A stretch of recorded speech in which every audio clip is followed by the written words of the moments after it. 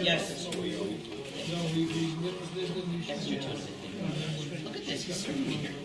such a question. You hear me? He's got a good wife. She surely appreciates it. Yeah, Just chicken? No. It would be chicken. Can't be chicken. Can't be chicken. I'm sure people have. It's true. Make it louder. Fingers rolling. I go there a lot.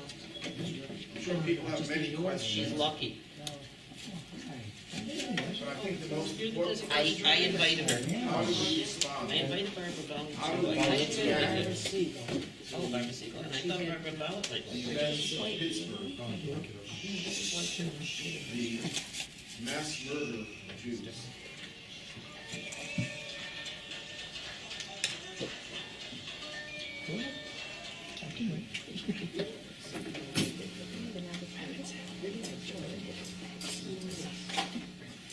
I know the media sometimes tries to sanitize what happened. This morning I heard the news, 11 people killed in a shooting incident in Pittsburgh. That's not what happened. 11 Jews were murdered brutally by an evil anti-Semite. That should have been the headline. But they like to sanitize things. You don't even know who, maybe the 11 people who were killed were the murderers. You don't really get to know from listening to the media. But I like to talk about the various emotional responses, the ones that are appropriate and normal and healthy, and then how do we go on from here, and what are we supposed to do? The first thing that occurs when a person, a normal, sane, decent human being, hears a story of this magnitude, the first thing, of course, is shock and silence, no reaction. And Aaron, Moses' brother, lost his 2 sons. The Torah reports, by Yidom Aaron. Aaron was silent. There are no words. It overwhelms us. We can't express ourselves, at least not initially. And that's a healthy sign. That's a sign that we are sensitive human beings. Because one of the worst things that can happen to an individual and to a community and to a society is to become desensitized, to become inured. Oh, we hear about this every day. You know, if God forbid, or I shouldn't say God forbid about one part of it, if it hadn't been 11, it was just one, you would have heard about it, but very little. It would have been over the news cycle over in a day or two, and we wouldn't have been gathering here because it was only one. One, it happens every day. Murders happen every day. In Chicago, they happen many times a day sometimes. So we've become inured to murder. There's a Yiddish newspaper in New York. It has an English version now, Allgemeine Journal. I recommend strongly if you want to read a good newspaper with accurate Jewish news, unlike all the other news sources, which are all inaccurate and distorted when it comes to Jewish news. The Allgemeine Journal, it's called. It has a Yiddish version and an English version. And one year, this probably goes back 10 or so years, a Jew was murdered. I believe it was a Hasidic Jew who was murdered. And this newspaper, which is like the New York Times format, not small but larger, devoted the entire front page to this murder and who this person was and everything about this terrible, terrible crime. The next edition, there was an editorial by the editor who said he was strongly criticized by the community of journalists because it's not journalistic etiquette to devote an entire page, let alone the front page, to a murder of one person.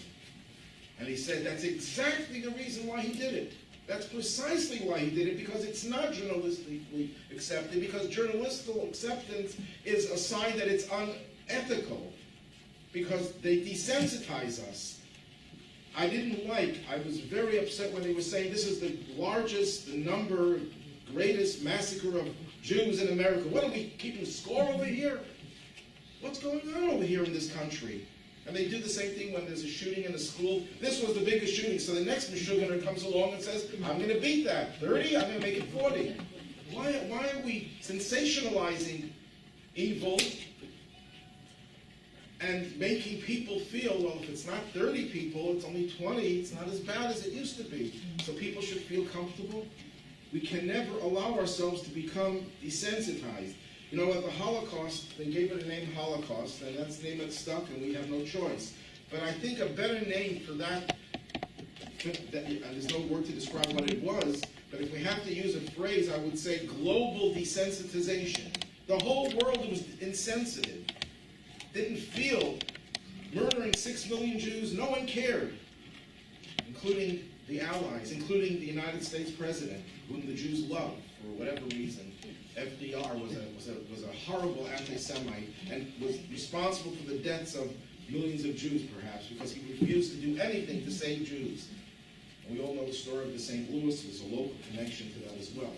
So that's the first thing. If you're shocked and you're silent and you're overwhelmed and you can't express yourself, it's a sign you're healthy. You're a healthy, moral human being. And that's how it should be. At least that's how our initial reaction should be to events like this. And there should never be another event like this or anything even smaller, even one Jew or one innocent human being being killed.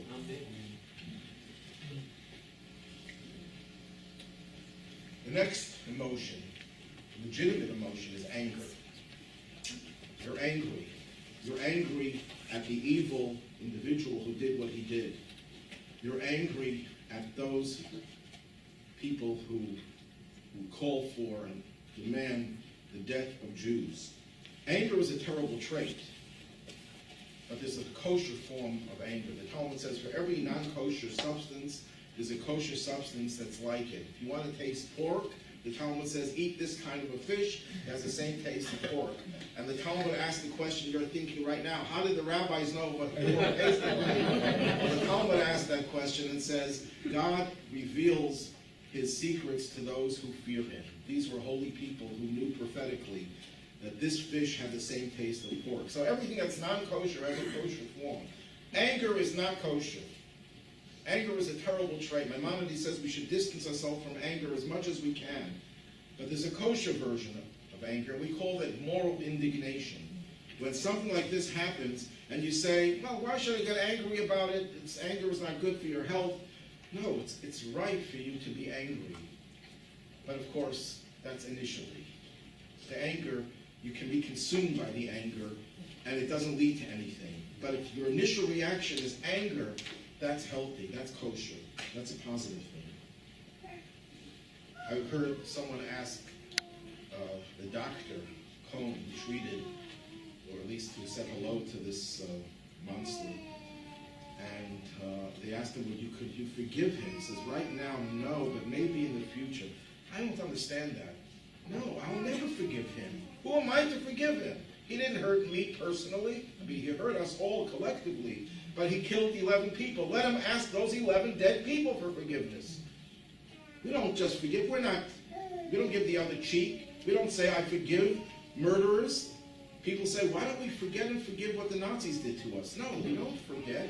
And we don't forgive them because it's not our role to forgive. Let the victims be asked for forgiveness. And you don't forgive someone like this unless they make amends. And I don't know how this monster can make amends. So we have a right to be angry and not be so forgiving.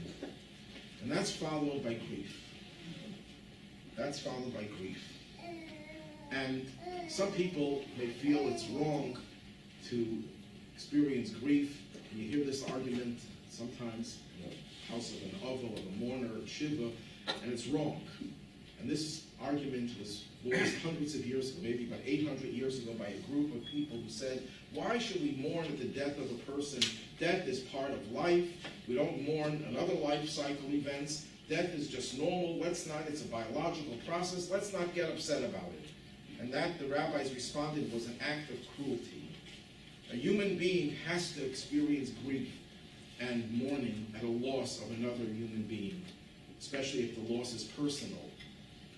And that grief not only is therapeutically healthy, But we're not talking here about our benefits from it. We're talking about what's ethical and proper. It's ethical and proper to show that something is missing in your life. You just lost a limb, and you feel a certain amount of grief. Of course, you can compensate for it eventually, and you get over it, and you go on with life. And we shouldn't wallow in our grief, but you certainly have a right, and not only a right, an obligation to have some grief. And then, the next thing is the questions that people ask, that we ask. Why? And that question itself is divided into two parts. And both of these questions cannot be answered. The first question is, why did this individual commit this senseless act of mass murder? And I know people are looking for answers. And my question to them is, you just phrased the answer. Why did this person commit this senseless act of violence? You called it senseless. What does senseless mean? Do we speak English or do we speak Chinese here? If you know English, senseless means there is no sense, there is no reason, there is no rationality for it. And if you start saying it's because someone said this or someone said that, that doesn't explain mass murder.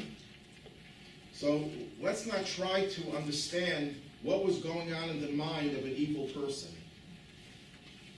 We don't know why he did it because it's not based on any rational basis. But then there's a second part to the question, directed heavenward to God. God, why did you allow this to happen? And you can't give the answer, well, we have free choice. Humans can do whatever they want because God doesn't want to take away our free choice, because God allows a lot of things that have nothing to do with human choices, like a devastating hurricane, or a devastating earthquake, a tidal wave that kills thousands, sometimes hundreds of thousands of people. But even the actions that people do, that choose to do evil, God gives the people the ability to choose and to implement their choices. If this man would have been paralyzed, he couldn't have done what he did. And some people are paralyzed and they can't do it. So we don't have free choice to do whatever we want. We have to have the means, and yet God provides the means. So the question essentially is, why does evil exist in this world? And that's a question that was asked in many different ways by Moses, by Job, by Jeremiah, and by every thinking, moral person since the beginning of time. And if there was ever a good answer, they wouldn't be repeating the question over and over again. If you have a good answer, why ask the same question? It means that there is no answer to the question, and we cannot have an answer to the question until Mashiach comes, when all of the past will be made understandable to us. But right now, we have no answer to this question, so why are we asking it? And I'd like to submit that we're not asking the question because we want an answer. When a little child, a little baby, hurts himself or herself, what does the baby do? What does the child do? If the child is old enough, the child will come running, Mommy, Mommy, why, I hurt myself. Why? Why did that happen? The mother doesn't give a rational explanation. She gives the boo-boo a kiss. And if that is not enough, she hugs the baby. What is the child looking for? Not a rational answer. The child is looking for love, wants the mother's embrace. The same is true with us. We're a little bit more sophisticated, so we don't do it the same way as a little child.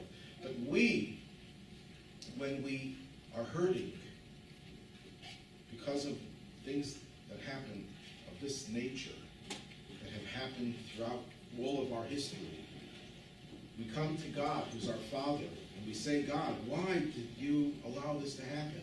Not looking for a rational answer, but looking for God to take us into his embrace. We want God to say to us, I love you, here, let me embrace you. So it's an actual expression of faith. Some people think that if you question God, that's sacrilegious. No, it's the opposite. If you don't question God, that's sacrilegious. Because that means you don't really believe that God exists or has the power to do anything. When you come to God and you say, God, why did you let this happen? That's an article of faith. An atheist can't say, why did this happen? First of all, who's he going to direct this question to? To whom it may concern? And if you're an atheist, then there's no reason for anything. Everything is random. There's no such thing as right or wrong, good or evil. Everything is random, so there's no room for a question. A believing person has questions because he knows or she knows that there's a God. God creates the world. God is kind and compassionate and just. What happened? Why did you let this happen? And God, please stop this. So it's an article of expression of faith, and it's like a prayer. It's a very short way, an emotional way of us coming to God in our prayers. You don't have to go to the synagogue to pray. You can pray every time you say to God, God, why did you let this happen? You're saying to God, God, take me into your embrace, take us into your embrace, and bring us Mashiach, and bring us redemption, when all of this will no longer exist.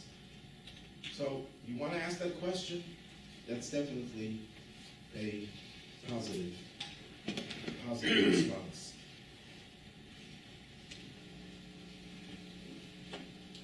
But then there are questions for which there are answers, and we have to look for the answers. And it's a two-part question, two questions that one needs the other to be answered. The first question is, what happened? I don't mean the facts, what happened. We know the news reports more or less tell us what happened. Physical events in and of themselves. But I mean something more than what happened. What was really going on? And the second question, which I'll go back to the first one in a moment, the second question is, what is our response? What should we do now? So let's take the first question first. What really happened over here? Was this man a hater of those 11 murder victims? He didn't know them. I can't say that he tried to kill them because he hated them. Would have been bad enough. No, he didn't know them. Was it against the congregation that they belonged to, that they were praying in? No. I don't think he knew anything about that congregation. Was it about the Jewish community of Squirrel Hill in Pittsburgh? No. It was, to use his own words, more or less, I want to kill all the Jews. It was directed against every single Jew, and by extension, every single moral human being who cares for the Jewish people. And that should be everyone, but unfortunately it's not everyone yet. So this was not just an act of terror against a group, it was an act of terror against all Jews, against us, just as much as it was against the Jews who lived in Pittsburgh, although they were affected more dramatically because of the close proximity to it. But I want to go a little deeper, because this is very important, and I'm sure I don't have to preach, I'm preaching to the choir, but I think it's important that we get the message out to others. There's a movement that's been going on. It's not an official movement, although there are people who have an official movement of this nature, to secularize everything and to make everything relativistic. There is no good or evil, no absolute good or evil, no black and white. Of course, I don't like certain things. I don't like spinach, but spinach is not evil just because I don't like it. That's how they look at evil, what we call evil. They say it's not evil because what's evil to you is positive to someone else.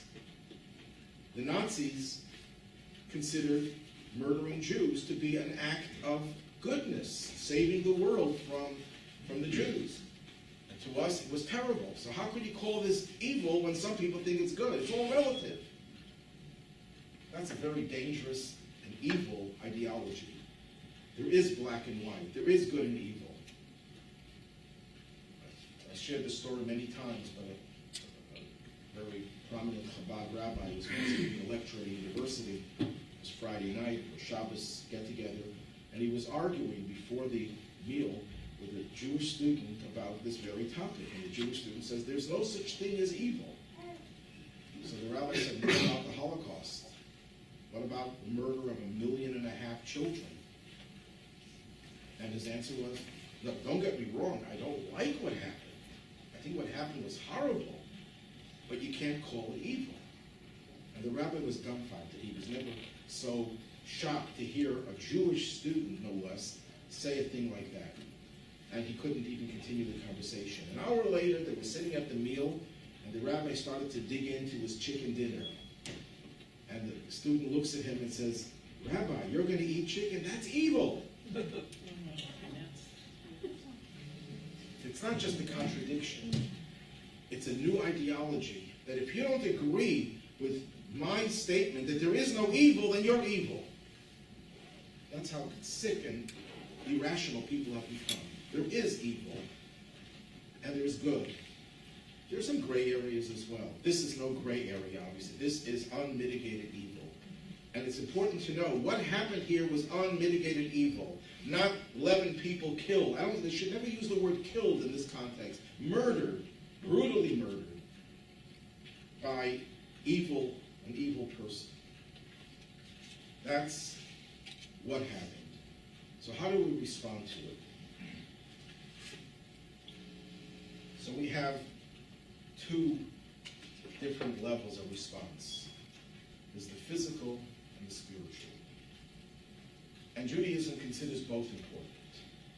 We don't just say, let's have faith in God. God will protect us. We do say that. And without faith in God and without his protection, we wouldn't be here today. The odds are the Jews could never have survived thousands of years of persecution. But we have to, therefore, not just do whatever we can do physically to defend ourselves. We have to have this trust and faith in God. But that has to be augmented by physical action. So what should we do? So here, I'm treading on very delicate territory because there are differences of opinion amongst experts and amongst partisans. And I don't like when partisans argue about things that only experts should be arguing about. But the partisans are the ones who are the most strident in their arguments. What should we do? So the first thing that we have to recognize is that Jews do believe in self-defense. I'm not a member of the JDL, the Jewish Defense League, and I've never held a gun in my life. But that doesn't mean Jews don't believe in self-defense. There's an old canard that Jews in the Holocaust marched to their deaths like sheep to the slaughter. The Jews did not fight back. That is absolutely false. Number one, the Jews did fight back in many cases. They fought back in different ways wherever possible. But throughout history, Jews always tried to defend themselves when they knew there was a chance that they could win. But if they knew they could not really fight back, they couldn't win, they would rather salvage whatever they could rather than just showing off their bravery and heroism. Judaism does not glorify heroism. It glorifies life. And that's why sometimes we didn't defend ourselves because it was futile. But whenever it's not futile, we have not only a right, but also an obligation. But the question is, how do we defend ourselves? So some people suggest there should be armed guards at every synagogue. In Europe, they have soldiers with submachine guns in front of every synagogue. There could be arguments against that the terrorist, the first person he would shoot would be the armed guard, and it wouldn't help to protect anyone inside. Then the issue is whether someone inside should be armed and should have a gun. I don't see anything wrong with that, personally, if the person is well trained and is capable of defending everyone. Some people say, no, guns should never be allowed in a place. Well, murderers don't think that way. They will get guns. Some people say we should have gun control. Well, that's in the short-term protection. What other method is there of short-term protection? Can you think of another way? I'd like to hear another method. Short-term protection. It's either you do nothing and rely on God, or you arm people on the outside, or you arm people on the inside. I can't think of another way in short term. In the long term, there's this big debate between conservatives and liberals whether we should control guns or whether we should focus on mental illness. I think everyone agrees that we should focus on mental illness. I don't think there's a debate about that that's a problem, that people who are mentally unstable. But I don't know if this guy was mentally unstable, if he would have been helped by psychological counseling. I don't know too much about it, at least I don't know, maybe others do know. But it's very unlikely that either of those approaches will really drastically reduce the amount of evil people who want to commit evil acts. Because if you don't have a gun, I don't know if you ever heard of this, it's called a knife, K-N-I-F-E, and that can harm people. We also, if you take away all the knives, we still have something called a car. Or you could make your own bomb. There's no way you could stop evil people from doing evil, mass murder included. There's no way to stop it.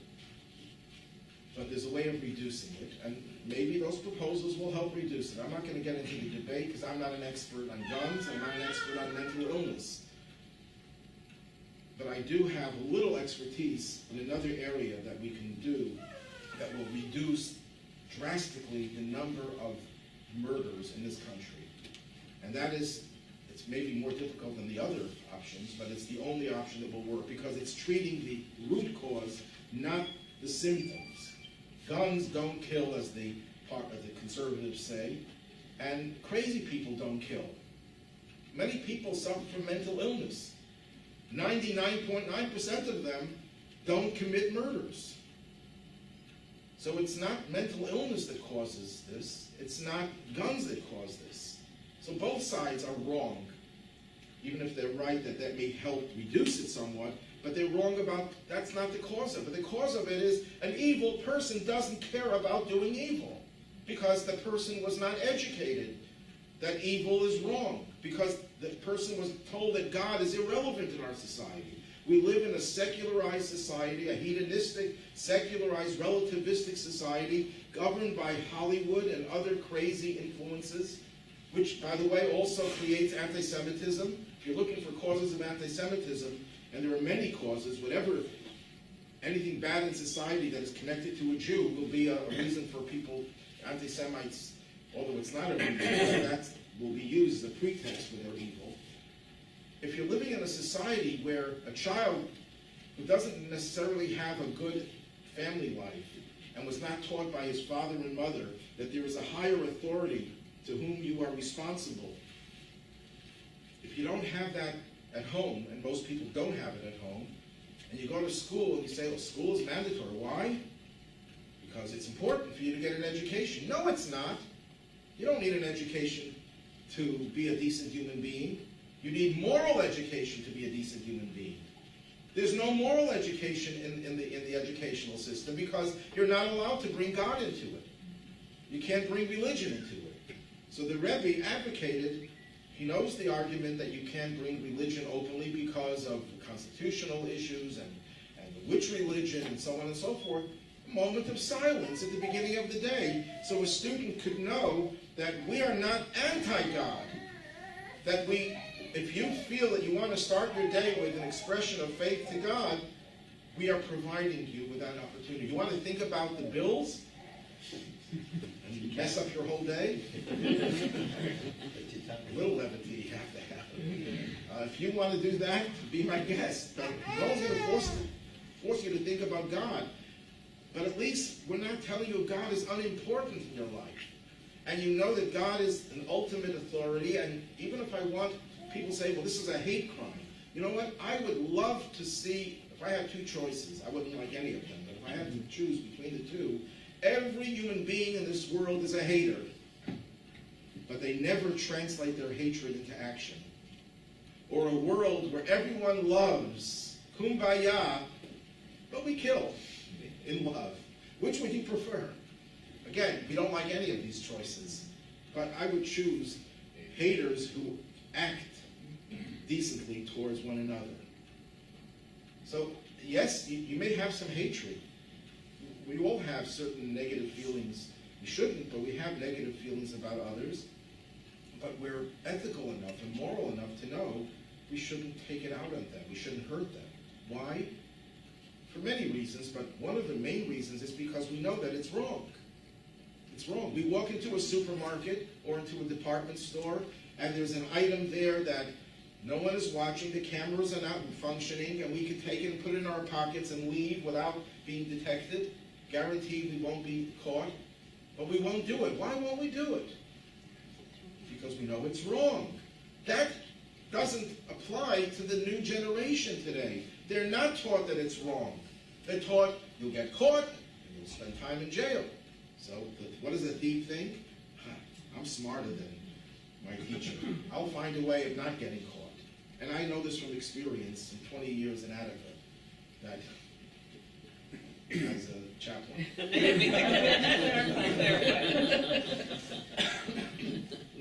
That the unrepentant criminals there feel that next time I won't get caught. That's because they have no moral education. They don't have respect for higher authority. That's the first thing, and the only thing that will change the climate in this country. When I'm probably not the oldest here, no. There's some people that are a little bit older than me.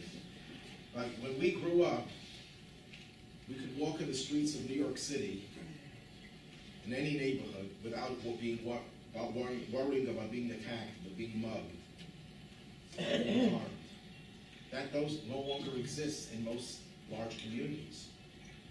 What happened in between? We're better off in every respect. We're more affluent than ever before. We have more luxuries. We have smartphones. We have computers. We have every single imaginable thing that in our youth we could not even have dreamt about, that these things would be available to us.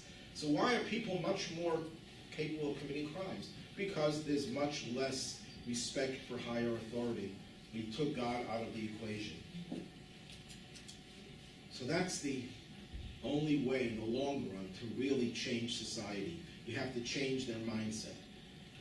Not gun control and not dealing with mental illness. And I'm not trying to say that those are not necessary. I'm not going to go into the argument here because we'll never get out of it.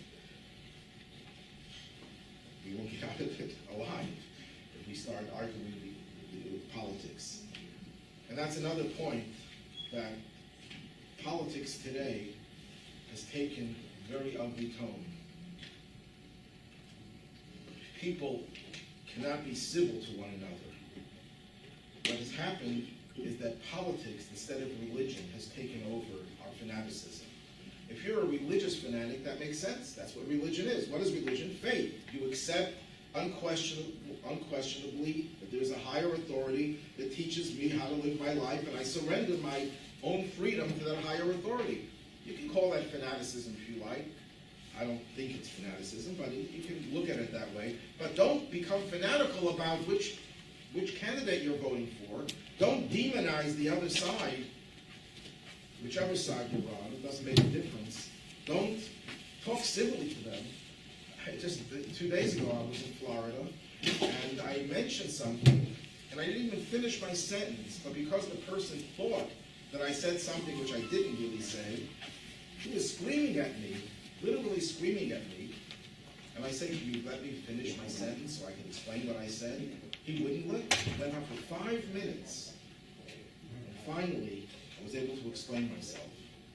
And didn't apologize or anything. This is the new tone in society. If you say something that disagrees with me, oh, you're in trouble. I cannot deal with you. You're not human. You're a terrorist. You're a fanatic. You're a hater. And everyone calls everyone else haters. But that's not the way to deal with this. Then there's a spiritual approach. And the spiritual approach is maybe the most important. I said it. Most important several times, so there are several most important things, and we have to deal with evil, with vanquishing evil with good, darkness with light, hate with love, division with unity. I want to go into each of those 4. How many days left do you have? I have tried to do it brief. First one, evil with good. We believe good and evil with a purpose. And the purpose is to get rid of that evil. When he created the world, good and evil were separate. By Adam and Eve eating of the forbidden fruit, they caused the good and the evil to become intermingled. So good has evil in it, and evil has good in it. And that's how evil exists, because it has good. Evil on its own cannot exist.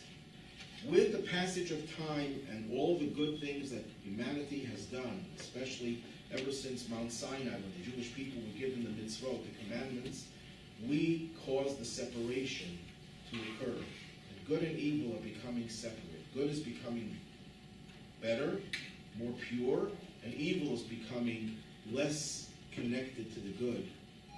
But there's a drawback to that. The evil becomes more strident, more in your face, more lethal, because it's no longer connected to the good. Once the separation is totally complete, evil just fades away. It dissipates because it has no energy, divine energy, to give it life. We believe that that process has come almost to an end. We are at the very threshold of the Messianic age, which means that good and evil have become as separated as possible without evil disappearing. So what we're seeing in the world is a paradox. On one hand, we have never lived in better times in all of human history. There's never been a better time than today, in spite of Pittsburgh, because that's the aberration. 300 years ago, that was not an aberration. That was the norm in the Jewish community. You didn't know when the next pogrom was going to happen. And by the way, I just want to remind myself of something. They were saying this was the worst anti-Semitic attack. No, it wasn't. Maybe the largest number of casualties. The pogroms in Crown Heights were much worse. For 3 days, the United States government, the mayor of New York, the governor of New York, who boasted about his Jewish friends, allowed the black community to murder. 2 people were murdered, and hundreds of others were terrorized and damaged psychologically to this day by a marauding mob of murderers who were incited by a man called Sharpton, who was given so much honor by the last president. And I didn't hear Jewish leaders coming out and criticizing him, that how do you bring a man like that, a man, he's a murderer, who incited people to murder, and allowed Jews to be attacked for 3 days in America. And I know people who, I wasn't there, but I was talking to people, and the person told me, I can't believe what's happening. I'm looking out the window, there are mobs of people attacking, the police are standing around, and they're doing nothing. They're allowing Jews to be attacked and buildings to be destroyed, and this went on for 3 days. Because the mayor said, let them vent. He's the ultimate racist. If you feel that black people have to be allowed to vent and white people don't have to vent, who's the racist? You're saying your black friends are not human. They have to vent. Human beings don't have to vent their anger and murder other people. That was the worst anti-Semitic act I remember in American history. Maybe there were others. And no one said a thing because it was politically incorrect to call out people who are black. That would be racist, which is a bunch of nonsense. At any rate, getting back to what I was saying before, we have plenty of anti-Semitic incidents. This is not the only one. I'm not going to go into which is the worst. It's not a helpful exercise. But we are now at the point we have the best of the best. Jews never had so much freedom to be Jewish as they have today, not only in America, but in virtually every country in the world, including the former Soviet Union. Jews have total freedom, even in Iran, which is a horrible country. That's another point. No one calls out the last president for supporting Iran to the tune of $150 billion when they threatened to annihilate 6 million Jews in Israel. And they've never stopped making that threat. That's not called anti-Semitic, supporting Iran. Jews choose their villains. And we have to be equal opportunity offenders of anti-Semites. I don't care if he's on the right, I don't care if he's on the left, or he's in the center. Moderates are not necessarily immune from anti-Semitism.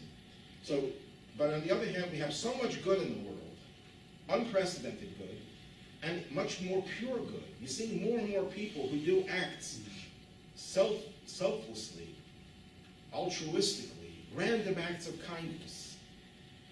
Even in this country, let's talk about anti-Semitism.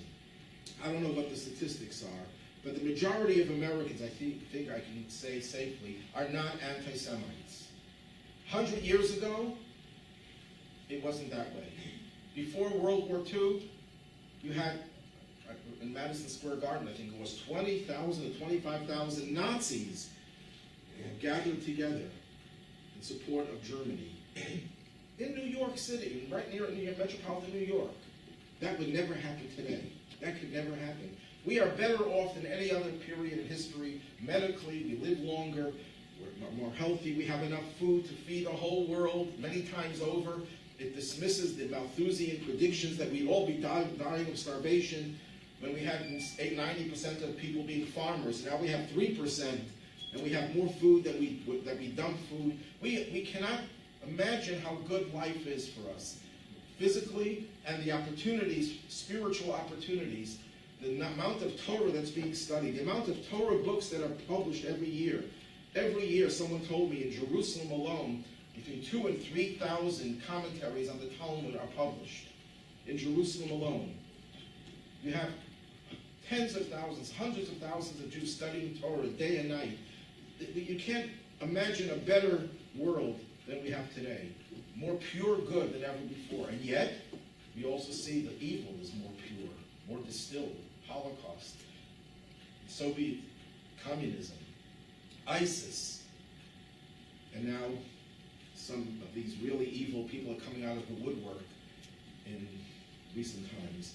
We're seeing the departure of evil from this world, and this evil is making its last stand. So how do we get rid of that evil? By doing more good. Every mitzvah that we do, which makes a difference what mitzvah it is, we change the whole world.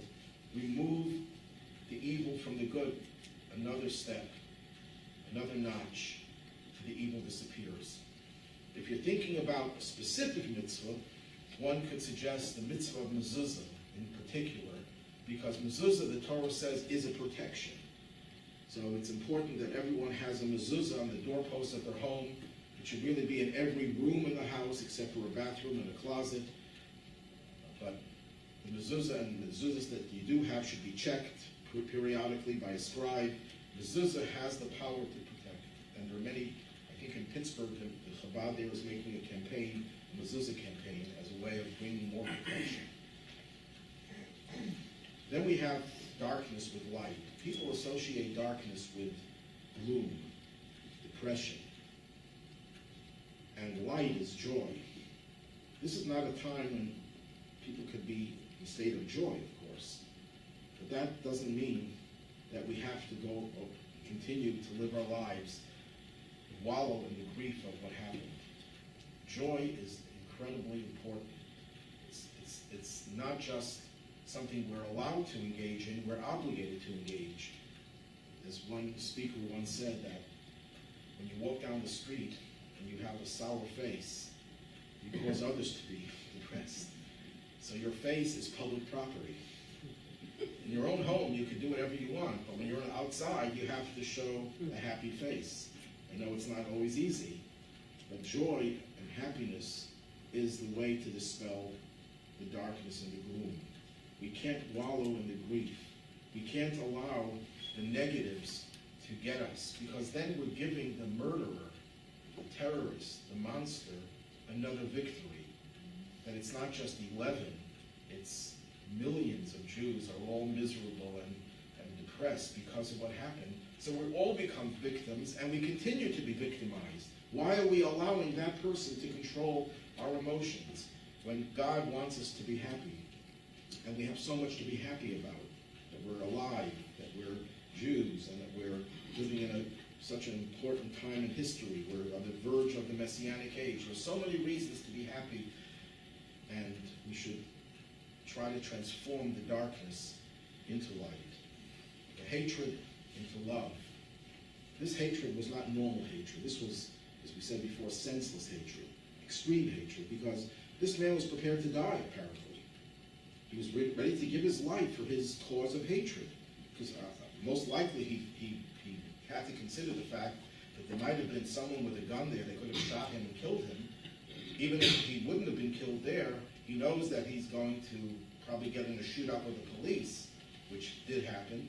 And he, I don't know, fortunately or unfortunately, he wasn't killed, but he may very well get the death penalty or serve the rest of his life in a solitary confinement. Who knows? So the man was prepared to suffer the consequences to further his hatred. So what's our response? We go to the opposite extreme. That we go to extremes of love. The Second Temple, we're told, was destroyed because of sinat chinam, senseless hatred. Not because someone hurt you, you hate them. That's not right either. But senseless. I just don't like your existence. Your existence gets in my way.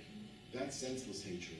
So how do we counter that? The Rebbe would always emphasize by embracing the other person, even if the person doesn't deserve your love because of the way they behave. Senseless love. That's the challenge. When you see conventional hatred, then you can counter with conventional love. You see senseless hatred, unconventional hatred, you counter that with unconventional love. And finally, division with unity. Here's where people make the mistake. Unity means singing Kumbaya and sitting at a campfire and saying, we're all one, we all love each other, but let's start talking politics. Oh no, okay, we're going to get at each other's throat. Let's talk about theological issues. No, I don't believe the way you believe. Your label says conservative, my label says or reform, the third one's label says orthodox, the other one says unaffiliated. That's not unity. Unity is not when you ignore your differences. Unity is not where there are no differences, where everyone agrees on everything, which of course is an impossibility, especially if you're Jewish. Unity means that I accept the totality of who you are, regardless of the very legitimate differences that I have with you. I don't give in to one iota of my differences with you, unless you can convince me otherwise.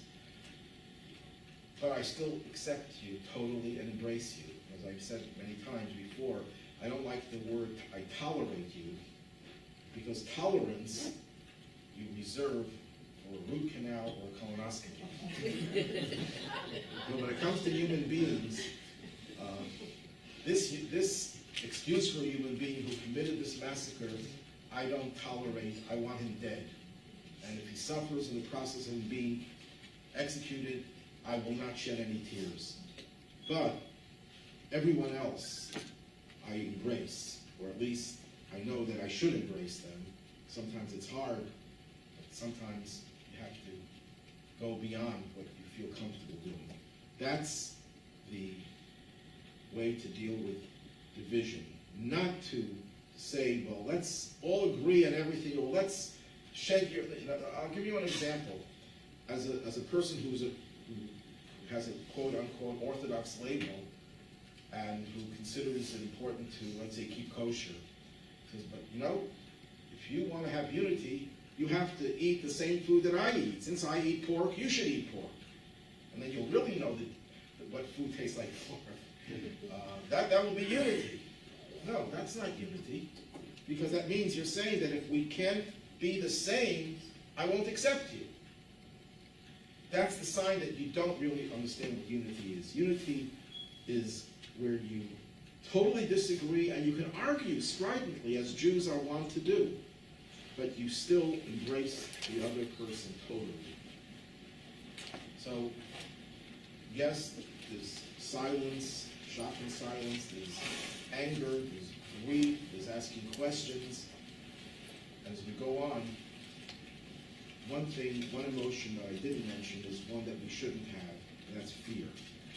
Fear to go to shul, fear to be dressed in a conspicuously Jewish way, fear to identify as a Jew, because the anti-Semites might try to attack me. Now, it's a normal emotion. I can't fault a person for having that feeling, but as soon as you get that feeling of fear, remember that that's a victory for the anti-Semites. We have to go out and overcome that fear, if it does exist, with pride, Jewish pride, continue to be Jewish and more Jewish than before, identify our Jewishness even more than before. And that way, we will get rid of at least that aspect of power that we give to these anti-Semites, because they know that this is going to cause us to fear them, and we don't want to recognize that we have anything to fear. And put our trust in God that we will all be safe and secure, and that the evil will eventually be totally